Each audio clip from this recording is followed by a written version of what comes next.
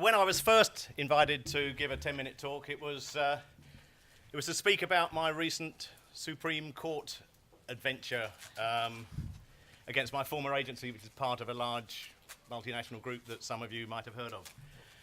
And I thought I'd talk about how it had taken 2.5 years of my life. Talk about some of the colourful emails that came to light. I could talk about how the legal fees could have bought a very nice apartment. I could talk about the thousands of pages of evidence that were wheeled into the Supreme Court for the 4-day hearing in February. I was going to talk about what it was like to be cross-examined on the witness stand for some 6 hours by some seriously clever bloke with a seriously silly wig, trying to trap me, trying to kind of make me look unreliable in the eyes of the judge. So basically, I was handed an invitation to publicly relive a 2-year nightmare in 10 minutes. And I thought that'll be fun. So I called a friend of mine, someone who had read the full 96-page judgment, as a remarkable amount of people did, and also read all of the press surrounding the case, and the many favourable comments on the blogs and surrounding that. And if any of those were you, thank you very much. And I said, should I do this? And my friend said, yes, of course, you have to do it. And I said, why? And she said, because you are the people's princess. And I'd never really thought about myself like that before, strangely. So I wrote an outline of what I was going to say, and I sent it to my lawyer. I kind of got into the habit of sending everything I write to my lawyer. Sort of shopping lists, sick notes for the children, what if it's not flu? And my lawyer called me back, and he said 2 things. The first thing he said was, the window for appeal is still open. We haven't been heard by the Supreme Court on costs. As your legal advisor, I strongly advise that you do not talk about any details of the case at Umbrella 360. And the second thing he said to me was, that'll be $1,245.50. You go, boy, those lawyers could teach ad agencies a thing or two about timesheets. I don't know if you know, if ever you get into one of these, they do theirs in 6-minute increments or part thereof. So the client, which in this case is me, you get your monthly invoice and everything is in 6-minute increments, including how many 6-minute increments it took to add up the 6-minute increments. I used to think, in the agency, it was, it was an absolute triumph if I could get the creative department to do their timesheets every 6 months. So my next call was to Umbrella, because I had to tell Tim that I couldn't talk about what I'd said I was going to talk about, and he was very understanding in a the program's already gone out sort of way. And he said to me, can't you talk about anything else? Which is pretty much what everyone had been telling me for the past 2 years. So I figured that if I kind of run down the clock, talking about why I'm not talking about what I was originally going to talk about, and then I can get onto and throw out a bit of decision science, a bit about, is decision science advertising's get out of la la land card? The term La La Land, that's not my invention.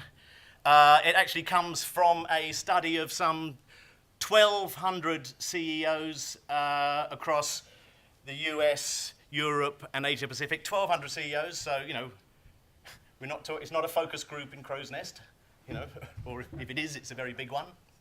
And of these 1,200 CEOs, about 80% do not really trust marketers. And that same 80% consider marketers disconnected. They think they too often lose sight of what their real job is. And 65% of CEOs think marketers are in la la land.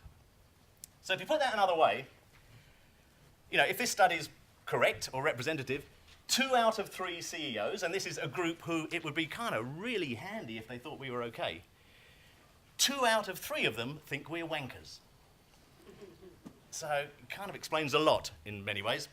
And I want to talk about what decision science can do to perhaps help us get out of this perceived marketing la-la land. And the good news is that I think quite a lot, in my opinion, and that's all you're going to get.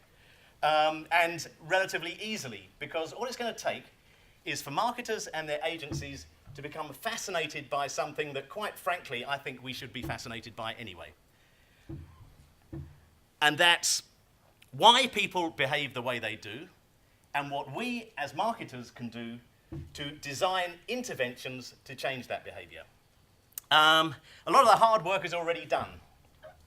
Science knows a lot more about human behavior than marketing currently uses. Now, you'd expect science to know more, but it knows a lot more, and it's learning more all the time. It's like there's a freight train of knowledge, you know, in the decision sciences, in behavioral economics and neuromarketing and social psychology. This freight train is sort of charging forwards with hardly any marketers or their agencies on board. As probably behavioral economics' most eloquent apostle, Rory Sutherland, the brilliant Rory Sutherland of Ogilvy in the UK, as Rory put it, in what seems to be a Copernican revolution in the behavioural sciences, the marketing services community has been most notable by its absence. Now, I don't have time here today to even do an elevator pitch on what sort of behavioural economics is, but I will share with you just one aha moment, from my own journey into it. And it was looking at a study of fMRI brain scans of people who were faced with two brands. One was a favourite brand that they knew well, and the other was a similar brand they did not know well. And you look at these brain scans, and one lights up like a Christmas tree, showing a lot of brain activity, and the other one, there's very little at all. Now, there's no surprise in that, but what does surprise most people, and what surprised me, was that it's the well-known brand, it's the famous brand, it's the most liked brand where there is very little brain activity. And the reason why is because evolution has hardwired our brains to conserve energy by thinking less whenever we can. And that famous brands that we already know, like, trust, and understand, they help us do that. And that's why we value and prefer them over brands that force us to burn up valuable energy evaluating them. And if you just little insights like that can change the way that you think about marketing. Despite what Can might like you to believe, we're not in the entertainment business, we're in the influence business. And there is a body of knowledge out there, and a growing body of knowledge, that can make us better, more effective, and more accountable influencers. Marketing and advertising isn't a science, and it should never be a science, but it's more science than most people working in it currently realise.